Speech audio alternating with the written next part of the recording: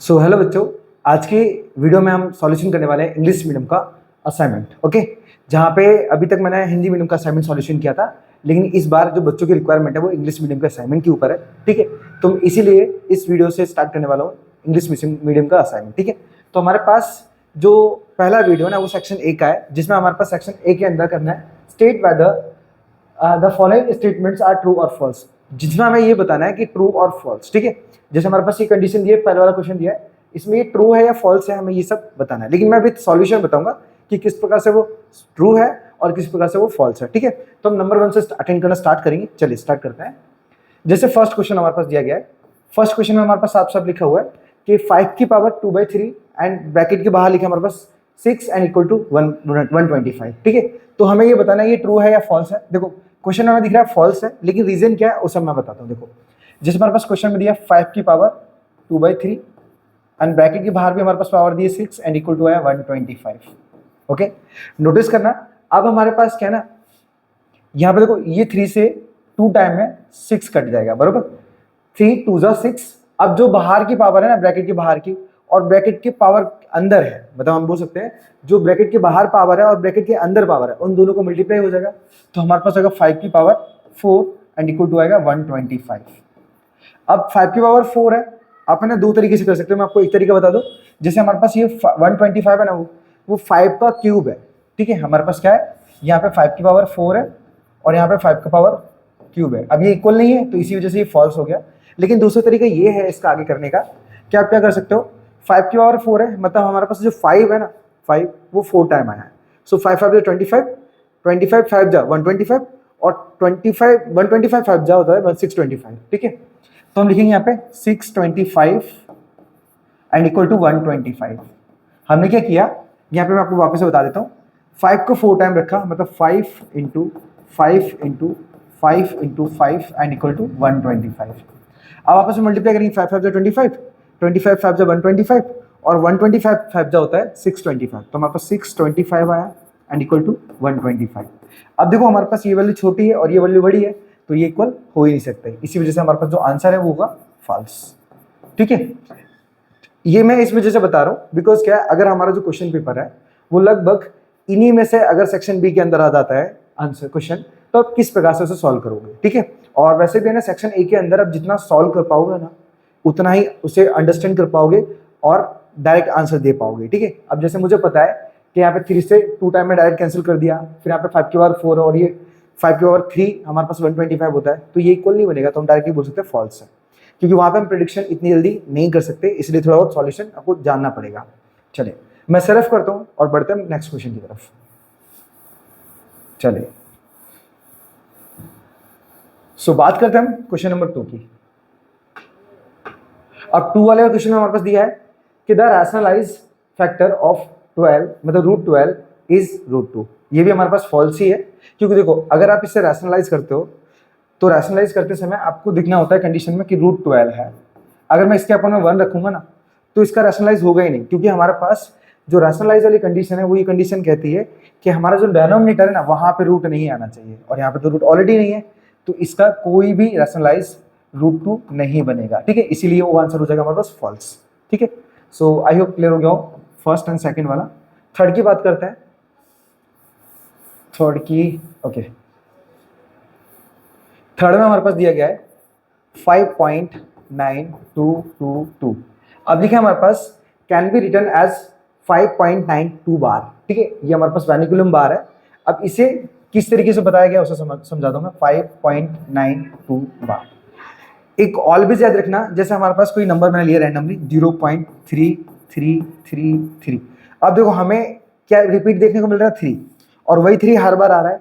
तो अगर मुझे इसे स्टॉप करके दिखाना है, मतलब इसको प्रॉपर कंडीशन में लिखना है, तो हम इसे 0.3 बार भी लिख सकते हैं। मतलब बार का मतलब ये होता है कि कोई भी नंबर बार बार रिपीट होता है। ठीक है, तो इसी प्रकार से हमारे पास देखो रिपीट कौन सा नंबर हो रहा है, 2।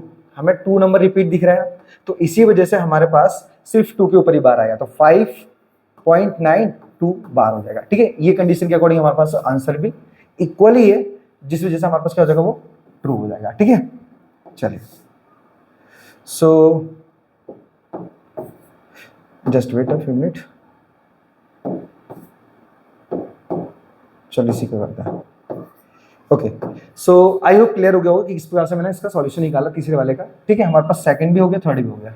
अब बात करते हैं फोर्थ की।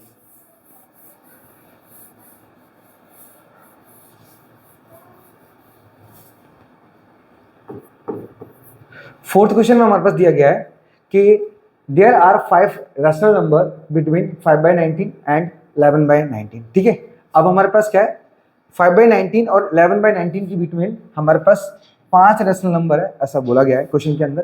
तो हमारे पास देखो 5/19 एंड यहाँ पे दिया 11/19। देखो अब मैं 5 के बाद काउंट करना स्टार्ट करूँ ना, तो 6, 7, 8, 9, 10। तो हमें ऑलरेडी कितने 5 ही मिल रहे हैं वैसे। देखो ये क्वेश्चन हमारा ना कुछ रॉन्ग है। There are 5 rational number between 6, 7, 8, 9, 10।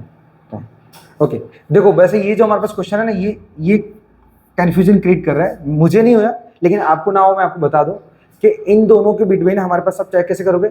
हमें 5 नंबर निकालना है, 5। ठीक है, तो हम क्या करते हैं, देखो डेनोमिनेटर इक्वल होना चाहिए सबसे पहली बात तो हमारे पास उस कंडीशन के अकॉर्डिंग डेनोमिनेटर एकदम परफेक्ट है, इक्वल है, बरोबर।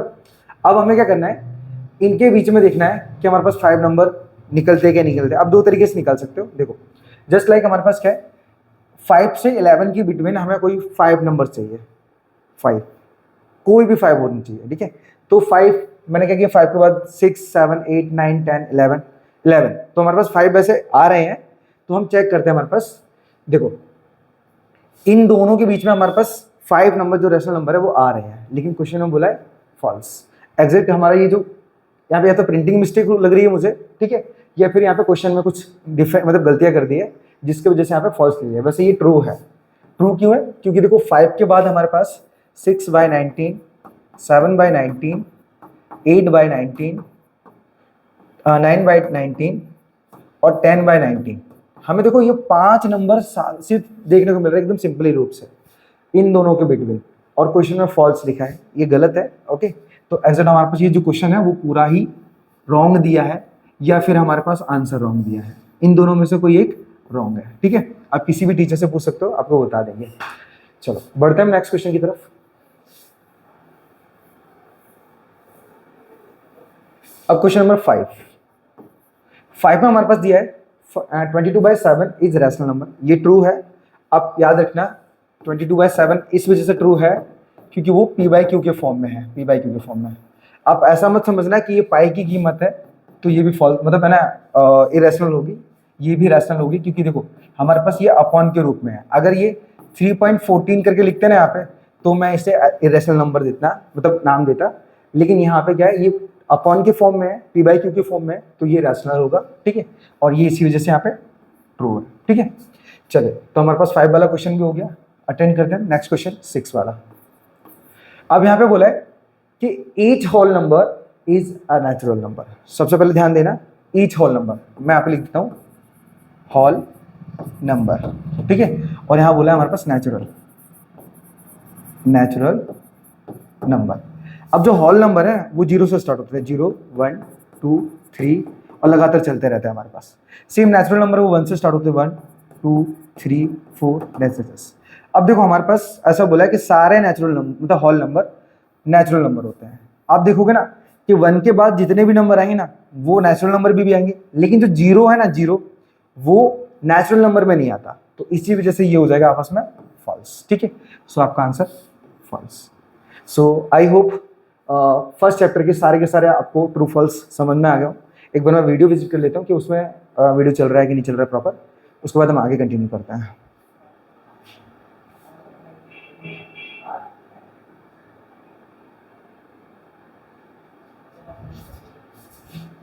ओके, सो हमारा वीडियो तो सही चल रहा है, हम आगे बढ़ते हैं फिर।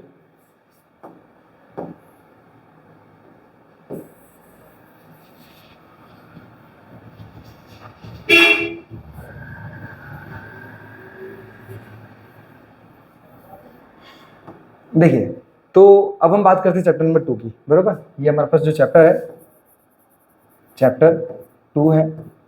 ध्यान देना इस चैप्टर के अंदर भी कि किस प्रकार से हमें आंसर निकालना है। देखो सबसे पहले हमारे पास लिखा है a प्लस बी का whole cube and equal to A cube plus B cube and plus 3ab and bracket के अंदर हमारे पास a प्लस बी है।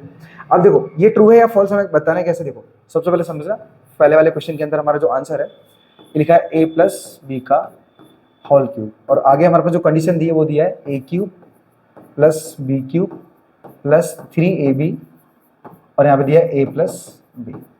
देखो इससे पहले ना आपको थोड़े बहुत फॉर्मूले वगैरह याद करने होंगे, जैसे हमारे पास a प्लस बी का होल क्यूब क्या होता है उसे समझना, तो हम उसके हिसाब से निकालते हैं। तो देखो यहाँ पे फॉर्मूला होता है a प्लस बी का होल क्यूब का a क्यूब प्लस 3 जिसमें डायरेक्ट लिखते हैं यहाँ पे b cube plus 3a square b और प्लस 3ab क्यूब होता है, ठीक है, ab स्क्वायर। अब हमारे पास यहाँ पे कॉमन क्या देखने को मिल रहा है हमें, एक तो 3 देखने को मिल रहा है, यहाँ पे भी 3 है, a देखने को मिल रहा है a है, b देखने को मिल रहा है b है। तो यहाँ पे हम क्या करेंगे, जब देखो तीनों चीजें कॉमन है उन्हें मैं ब्रैकेट के बाहर लूंगा, तो एज इट हमारे पास हो जाएगा a cube plus b cube.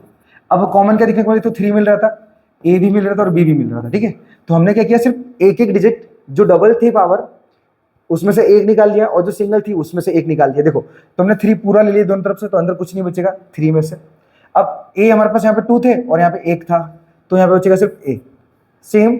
अब देखो 2 थे तो 1 बचा, b तो सिंगल ही है तो b तो अंदर बचेगा ही नहीं, फिर आएगा प्लस। अब यहाँ पे देखो 3 था तो 3 बाहर आ गया, a था तो a बाहर आ गया, b डबल थे तो बचेगा हमारे पास b। अब देखोगे हमारे पास हमने क्या किया, जो फॉर्मूला निकाला ना वो सेम हमारे RHS के बराबर है। देखो हमारा जो LHS है वो सेम RHS के बराबर है, इसीलिए ये जो आंसर हो जाएगा वो हो जाएगा। ओके चले, सो आई होप क्लियर हो गया हो। बढ़ते हैं नेक्स्ट क्वेश्चन की तरफ।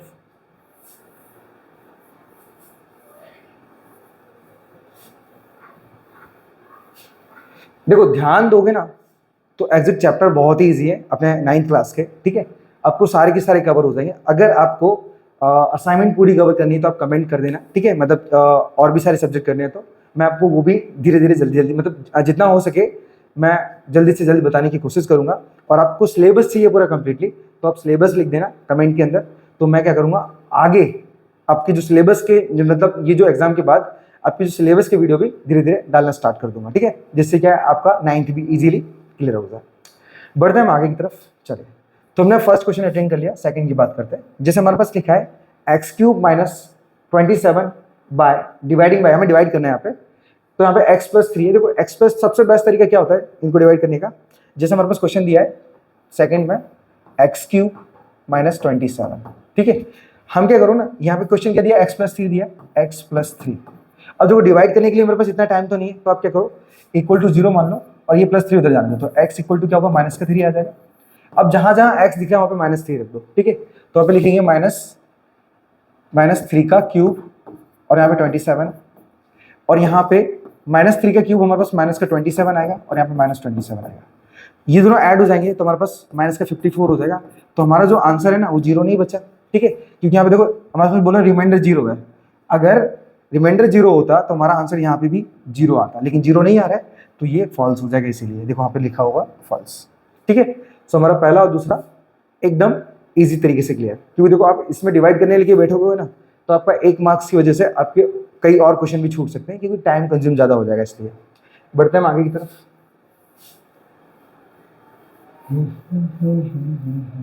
चलो तीसरे के अंदर बात करते हैं। हमारे पास तीसरे में दिया है एक्स स्क्वायर प्लस 16x और प्लस का 63। नेक्स्ट हमारे पास जो नंबर दिया है वो हमारे पास क्वेश्चन दिया है equal to x plus m और यहाँ पे दिया है x प्लस n, ठीक है। तो हमारे पास अब बोला देन m एन 63 है, ठीक है। तो अभी 63 है या नहीं है पहले हमें बताना है, तो बताने के लिए क्या करना पड़ेगा, हमें पहले इनका सॉल्यूशन निकालना पड़ेगा, ठीक है। तो मैं यहाँ पे सॉल्यूशन निकाले थे इनका। अब देखो इससे मैं इनके फैक्टर निकालूंगा, तो पहले मैं लिखूंगा x, फिर मैं क्या करूंगा ये सेकंड वाला ब्रैकेट ले लूंगा, तो अंदर लिखूंगा x प्लस n, फिर यहाँ पे प्लस m लिखेंगे, फिर से ब्रैकेट खोलेंगे तो x प्लस n। अब इनके आपस में मल्टीप्लाई करेंगे, देखो x का x से करेंगे तो वो x स्क्वायर हो जाएगा, प्लस x का n से करेंगे तो वो xn हो जाएगा, प्लस। अब यहाँ पे इन दोनों का कर लिया हमने, अब इसका करेंगे, m का x से करेंगे तो यहाँ पे लिखेंगे mx या फिर xm बोलो, कोई दिक्कत नहीं है, और m का n से करेंगे तो प्लस का mn हो जाएगा, ठीक है। अब देखो हमारे पास यहाँ प्लस माइनस तो कुछ हो नहीं रहा है, तो एक काम करते हैं हमारे पास एक्स स्क्वायर प्लस कॉमन क्या दिख रहा है हमें, एक्स दिख रहा है दोनों जगह, तो एक्स बाहर निकाल लेते हैं, अंदर बचेगा एन प्लस एम, प्लस का एम है। अब देखो हमारे पास जो 63 है वो लास्ट नंबर है, और जो एम एन है वो भी लास्ट नंबर है, और एम एन की कीमत दी थी 63, तो जो कि हमारे पास राइट होगी, तीसरा वाला ट्रू। ठीक है, सो क्लियर हो गया होगा कि एम एन किस तरीके से दिया है। अब देखो हमारे पास ये भी लास्ट है और ये भी लास्ट है, तो एम एन की वैल्यू 63 के इक्वल होगी। चलिए रफ करते बढ़ते हैं फोर्थ वाले क्वेश्चन की तरफ।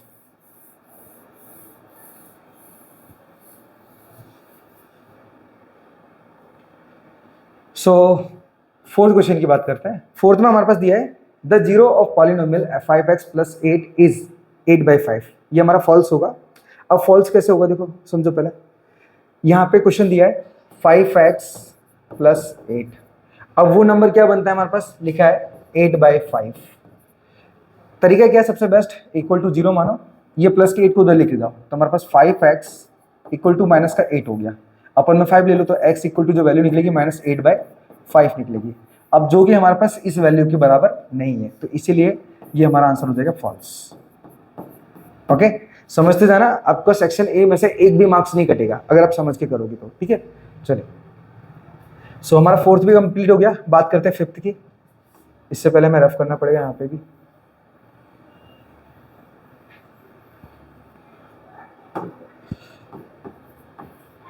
अब फिफ्थ वाले के अंदर हमारे पास लिखा है कि if p of -5 equal to 0 and for polynomial p of x and then x plus 5 is a factor of p of x। ठीक है, तो हमें बताना है यहाँ पे कि ये p of -5 है ना, ये इसका फैक्टर है। ठीक है, तो अब इसका फैक्टर है तो हमें बताना है कि एग्जैक्ट है भी या नहीं है, कंडीशन के ऊपर फॉलो करना है। तो मैं ऐसा लिखूंगा p of x equal to आएगा x प्लस 5। ठीक है, कीमत क्या दी है, p of -5 दिया है, तो मैं इसकी जगह पुट करूंगा तो लिखूंगा p of -5 इक्वल टू, अब देखो हमने क्या किया, x की जगह 5 को पुट किया, तो यहाँ पे x की जगह पे 5 रखना पड़ेगा हमें, माइनस का 5 एंड प्लस का 5 इक्वल टू, आंसर हमारे पास दोनों कट जाएगा तो हो जाएगा 0। तो ये हमारे पास फैक्टर है, जब 0 आएगा तो फैक्टर निकलेगा, तो लिखेंगे हम ट्रू। ओके, 6 एक लास्ट क्वेश्चन हमारे पास जो कि चैप्टर होता है इसमें एंड। 6 में बोला है the degree of the polynomial x3, उसके ऊपर हमारे पास नेक्स्ट पावर दी है 2, फिर माइनस 4x की घात 4 क्वाड्रेटिक मतलब हमारे पास, एंड उसकी पावर भी 2 दी है। अब उससे पहले कैलकुलेशन करना पड़ेगा, तब जाके हमें मालूम पड़ेगा पावर क्या है क्या नहीं है। देखो सबसे पहले क्वेश्चन दिया है x3, उसके ऊपर ब्रैकेट की पावर 2 माइनस 4 ब्रैकेट में x की पावर 4 एंड ब्रैकेट के ऊपर दिया हमारे पास power 2 plus x square minus 3x और प्लस 5। तो हमें इनका सॉल्यूशन निकालना पड़ेगा, तब मालूम पड़ेगा कि हमारे पास x की जो हमारे पास पावर है ना, देखो जब भी कभी डिग्री की बात की जाए ना तो सबसे बड़ी पावर देखी जाती है। ठीक है, लेकिन यहाँ तो कैलकुलेशन निकालनी पड़ेगा पहले तो, क्योंकि ये ब्रैकेट के बिना जब तक ब्रैकेट होंगे तब तक तो हम बता ही नहीं सकते कि पावर क्या है क्या नहीं है, तो इसलिए पहले क्या करना पड़ेगा, हमें इनका सॉल्यूशन निकालना पड़ेगा। चलिए देखो हमेशा याद रखना कि ब्रैकेट के अंदर वाली पावर का ब्रैकेट की बाहर वाली पावर से मल्टीप्लाई होता है, तो x की पावर हो जाएगा 6 माइनस, सेम यहाँ पे भी 4, 12 का मल्टीप्लाई करेंगे तो होगा 4x की पावर 8 हो जाएगा यहाँ पे, प्लस एक्स स्क्वायर और माइनस 3x और प्लस 5। तो हमने क्या किया, फाइनली ब्रैकेट का सॉल्यूशन निकाल लिया। अब हमारे पास सबसे बड़ी पावर क्या है, सबसे बड़ी पावर 8 है, तो हमारा इसका जो आंसर है वो 8 है। चेक करो 8 है या नहीं है, नहीं है, मतलब ये आंसर होगा फॉल्स। आपके पास लास्ट आंसर फॉल्स। ठीक है, सो आई होप पहले और दूसरे चैप्टर का प्रॉपर तरीके से सॉल्यूशन मिल गया हो। ठीक है, बढ़ते हैं नेक्स्ट चैप्टर की तरफ, मीन्स नेक्स्ट क्वेश्चन की तरफ। Just wait a few minute.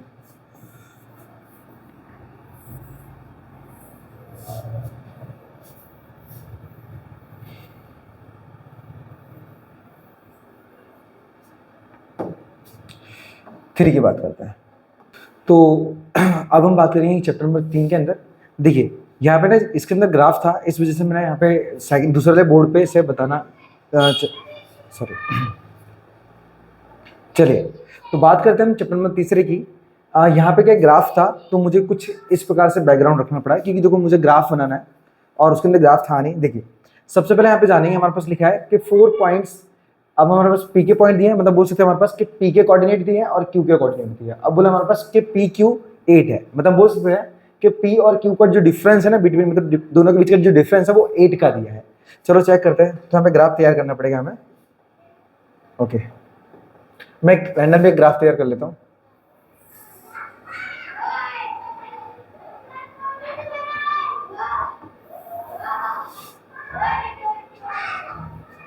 देखिए, तो हमारे पास क्या दिया है, p ऑफ माइनस मतलब 5 और 0 दिया है, मतलब बोल सकते हैं हमारे पास कि ये जो वैल्यू है ना ये 5 x की वैल्यू है, सेम यहाँ पे -3 ये भी x की वैल्यू है।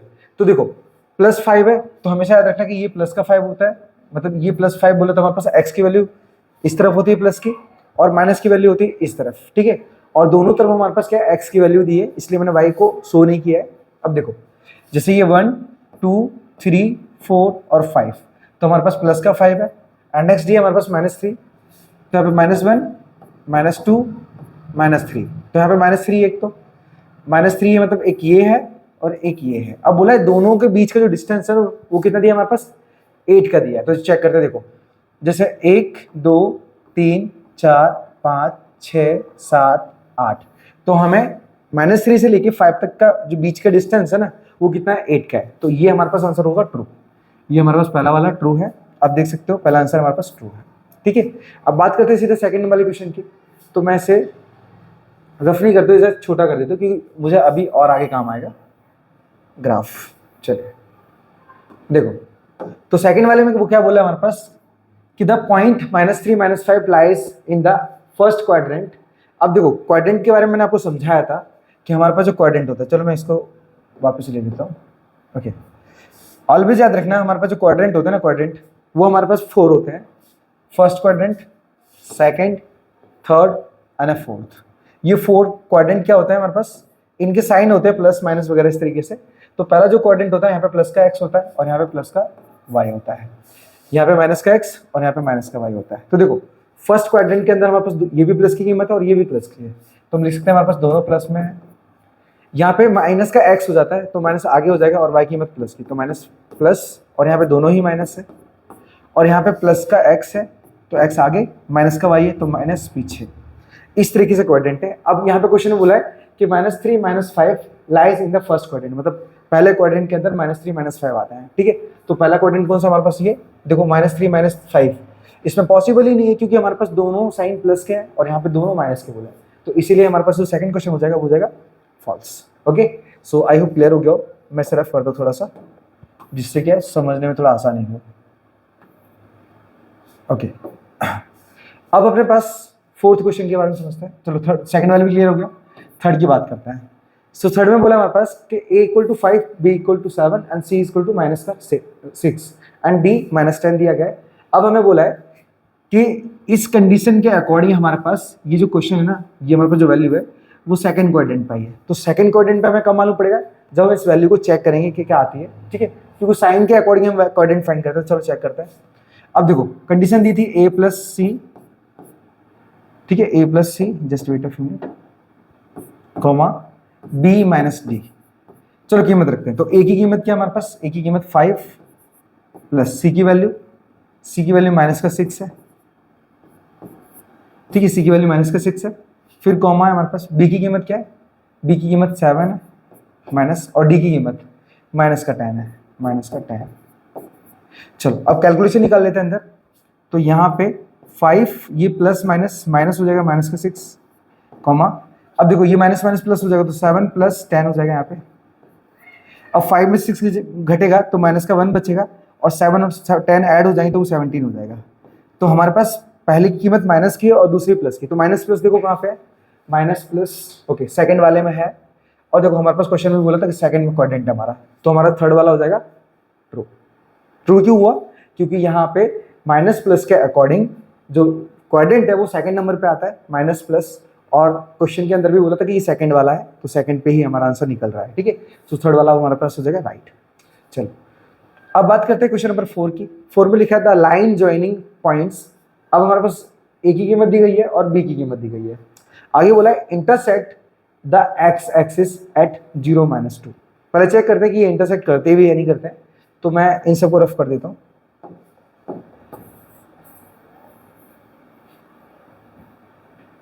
ओके, इनको भी रफ कर देता हूँ क्योंकि मुझे ये माइनस प्लस की जरूरत नहीं है।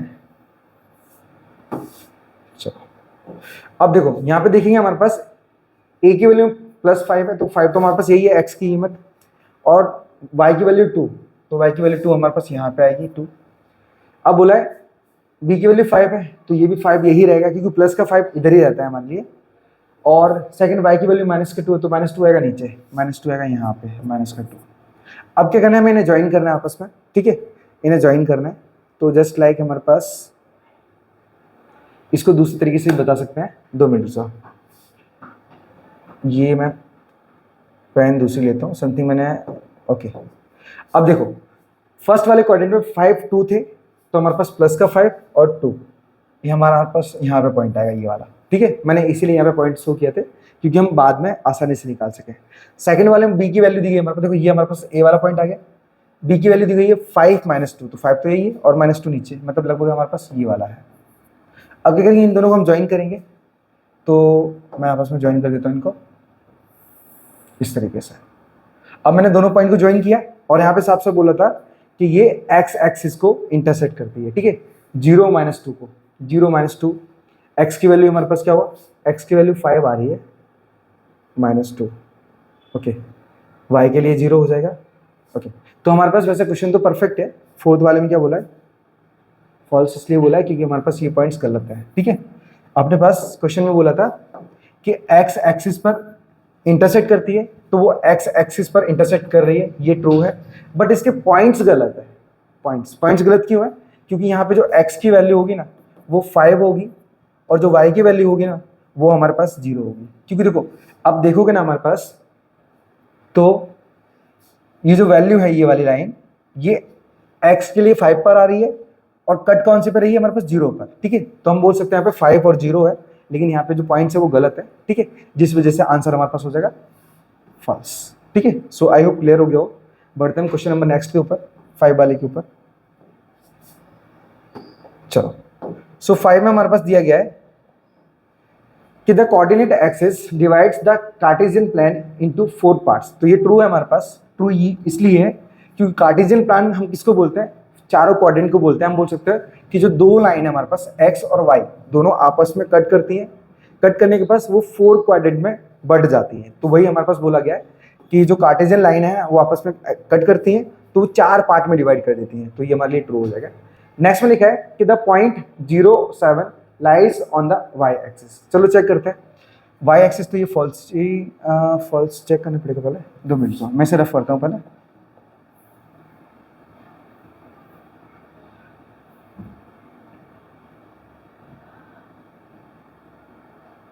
ओके, इसको भी रफ ही कर देता हूँ।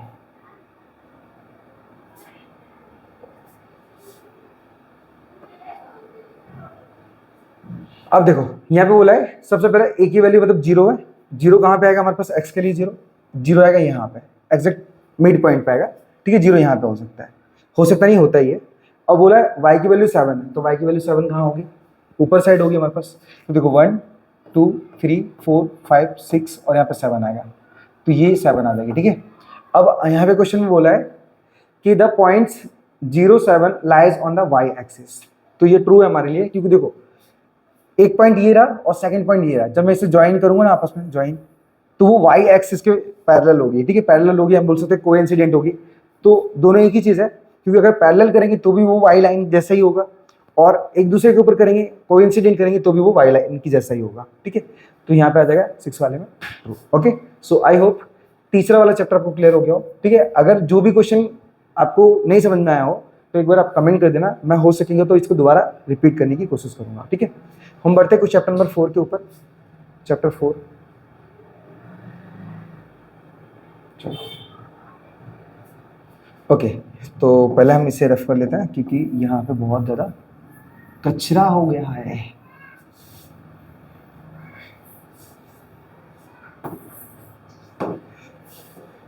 अब हम बात करेंगे 4 वाले चैप्टर की। सो 4 चैप्टर में लिखा है the graph of x + y = 1 passes through point 1 और 1, ठीक है, 1,1 बोल सकते हो। अब देखो हमारे पास ग्राफ बोला गया तो ग्राफ हमें वापस से लेना पड़ेगा, चलो कोई नहीं, ग्राफ लेते हैं। चलो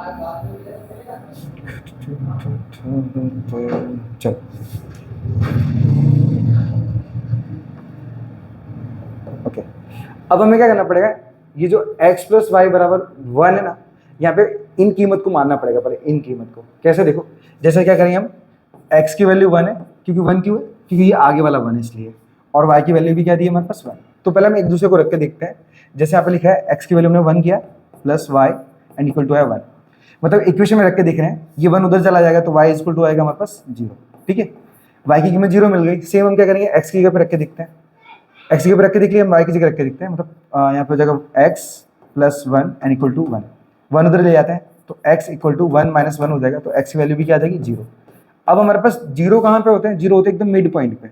0 जो हमारे पास आता है वो आता है मिड पॉइंट पे, यहाँ पे 0 आता है। ठीक है, और क्वेश्चन में बोला हमारे पास कि जो लाइन है ना वो पास 1 1 को कर रही है, तो 1 1 को कैसे कर रही है, जब वो पॉइंट हमारे पास बीच में बन रहा है।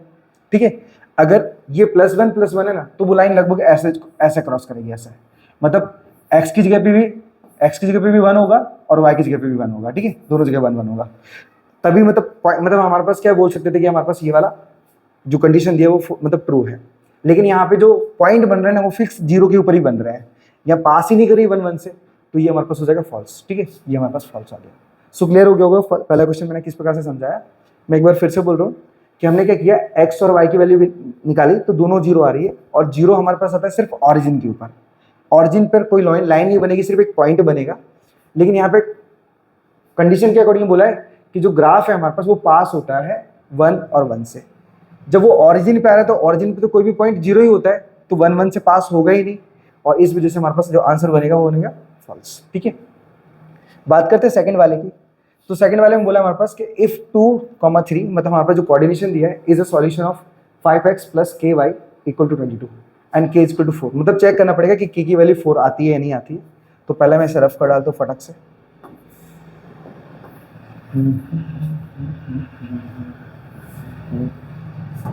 देखो सेकंड वाले में दिया है x इक्वल टू 2 और y इक्वल टू 3। आपको याद पता होना चाहिए कि पहली वाली वैल्यू जो x की होती है और सेकंड वाली वैल्यू हमेशा y की होती है। मैंने वैल्यू रख दी और कीमत दी है हमारे पास 5x plus k y and equal to 22।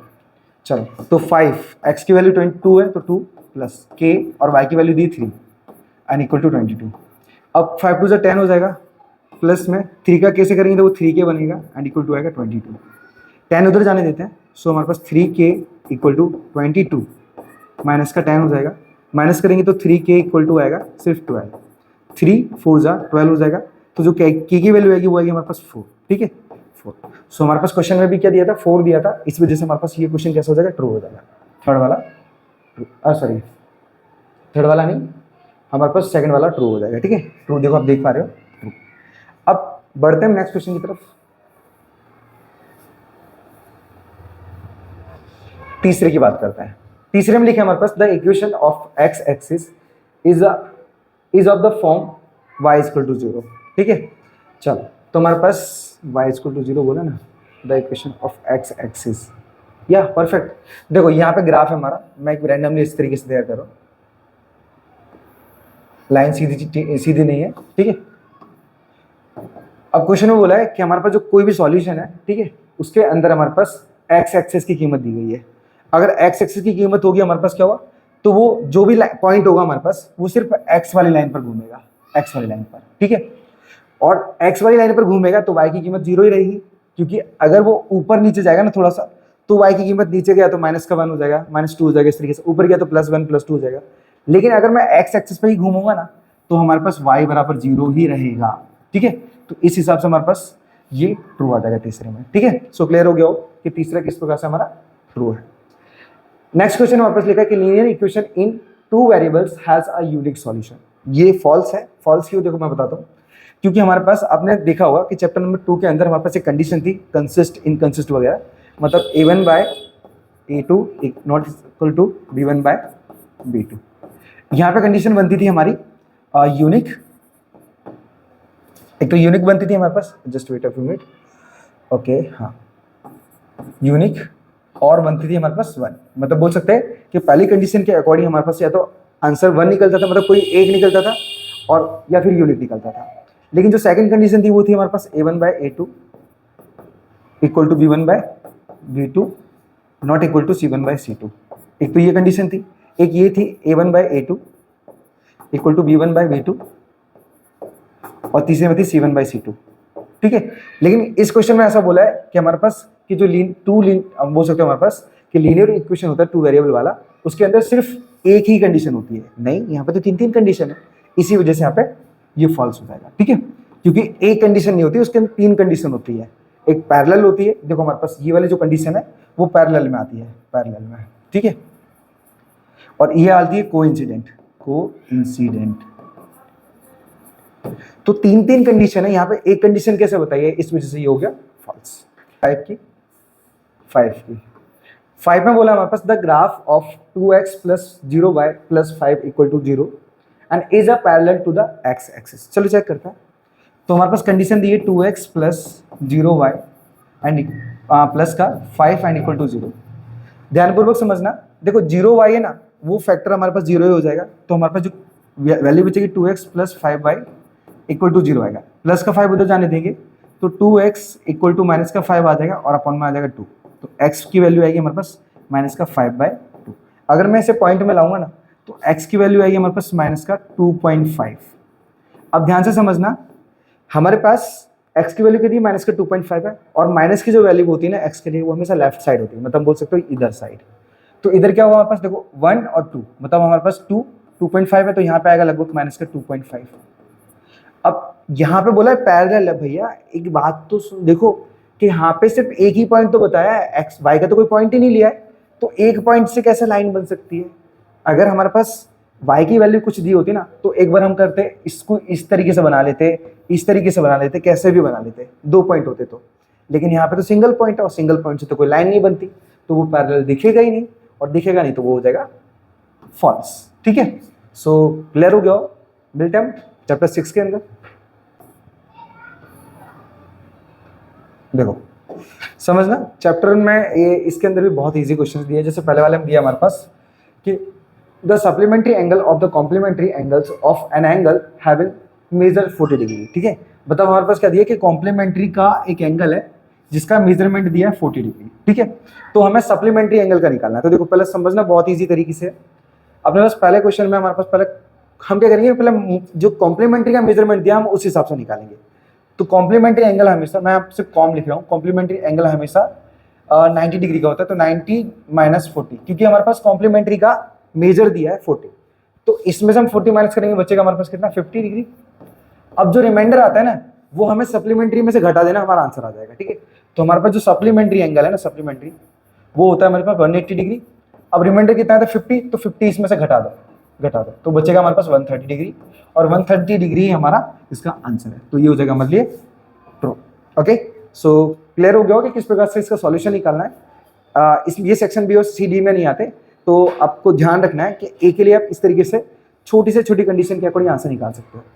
Second वाले में हमारे पास बोला है कि acute angle is always less than 90 degree. अब आपके पास 3 एंगल होते हैं, एक तो अक्यूट होता है, अक्यूट जो हमेशा लेस देन, यहाँ पे just wait, less than 90 degree होता है। ठीक है, एक राइट एंगल होता है, मैं तीनों बता दूं आपको, जो कि हमेशा इक्वल रहता है 90 के। ठीक है, इक्वल 90 होता है। ठीक है, और एक होता है ऑब्ट्यूज, ऑब्ट्यूज एंगल, क्योंकि क्या पता चेंज करके इनमें से कोई एक दे दे। ऑब्ट्यूज हमेशा होता है ग्रेटर 90 डिग्री होता है। ठीक है, तो याद रखना, तो अक्यूट लेस देन 90 तो ये हमारे पास ट्रू है, तो एज हमारे पास आ जाएगा आंसर राइट। ठीक है, एज आंसर लिखा है ट्रू। सो बात करते हैं थर्ड के अंदर। थर्ड में हमारे पास दिया है the measure of the complementary angle of an angle with measure 72 degree. अब देखो हमारे पास क्या बोला, कॉम्प्लीमेंट्री बोला, कॉम्प्लीमेंट्री, और कॉम्प्लीमेंट्री एंगल हमारे पास होता है 90 डिग्री का। तो अगर हम 90 में से 72 घटाते हैं ना, तो हमारे पास जो आंसर आएगा ना वो आएगा 18 डिग्री आएगा, 18 डिग्री। तो देखो हमारे पास यहाँ पे आंसर 80 डिग्री है, नहीं है ना, तो इसीलिए हमारा हो जाएगा फॉल्स। ठीक है, सो तीसरा भी क्लियर। फोर्थ की बात करते हैं, तो फोर्थ में दिया हमारे पास कि 2 angles whose sum is 90 degree are called supplementary angle. ठीक है, तो ये हमारे लिए रॉन्ग है। रॉन्ग इसलिए क्योंकि 90 डिग्री है ना, जो सम आता है ना वो हमेशा कॉम्प्लीमेंट्री में आता है, ना कि सप्लीमेंट्री में। लेकिन यहाँ पे उल्टा बताया, सप्लीमेंट्री हमेशा 180 का होता है, 90 का नहीं होता, इसीलिए फोर्थ वाला भी हो जाएगा फॉल्स। ठीक है, सो क्लियर हो गया हो, बढ़ते आगे।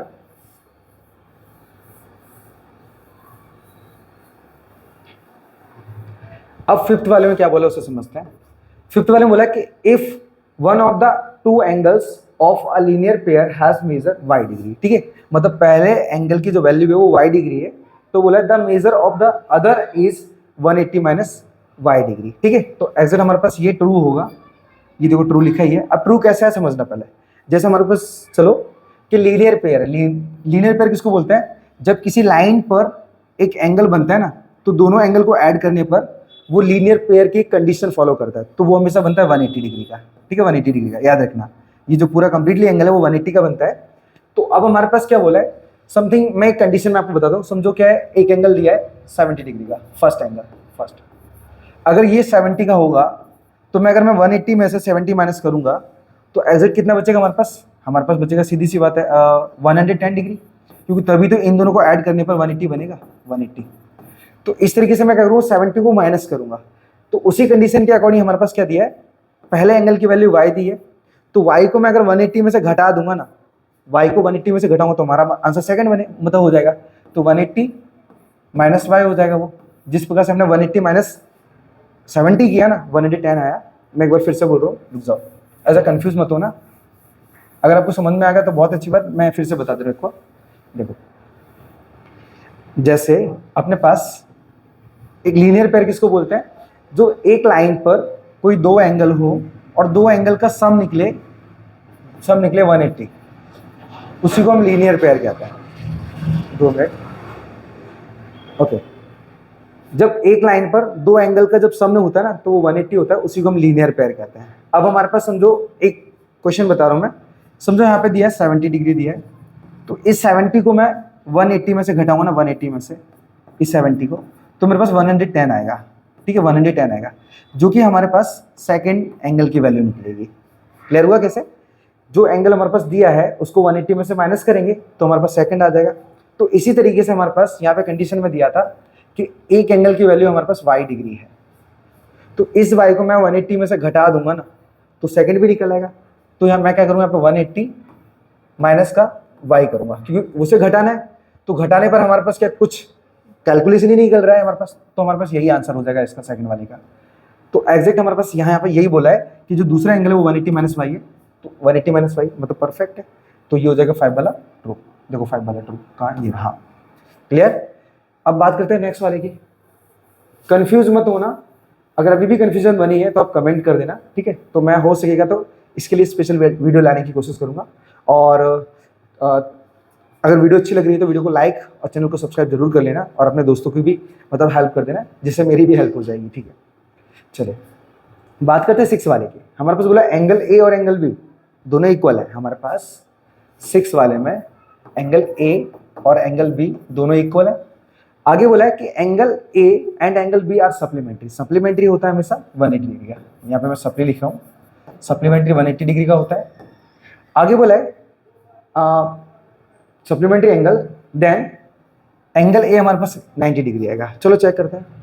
देखो दोनों इक्वल है, और सप्लीमेंट्री के अंदर क्या कंडीशन होती है कि दो एंगल को ऐड करने पर 180 आता है। ठीक है, जब दोनों इक्वल है तो मैं angle A plus angle B equal to 180 रखूंगा। क्यों, क्योंकि सप्लीमेंट्री इस वजह से, और दो एंगल को ऐड करने पर 180 होना चाहिए। ठीक है, दोनों एक जैसे हैं तो मैं angle A plus angle A लिख दूंगा एंड इक्वल टू 180 डिग्री लिख दिया। मैंने बी के बदले ए इसलिए लिखा क्योंकि दोनों इक्वल थे। ठीक है, और मुझे ए चाहिए था, इसलिए इनको जोड़ूंगा तो 2 एंगल ए हो जाएगा, इक्वल टू आएगा 180 डिग्री। 2 से 180 हमारे पास 90 टाइम में कट जाएगा, तो एंगल ए की वैल्यू आएगी हमारे पास 90 डिग्री, जो कि हमारे पास कंडीशन में दी गई है 90 डिग्री, इसलिए हो जाएगा आंसर।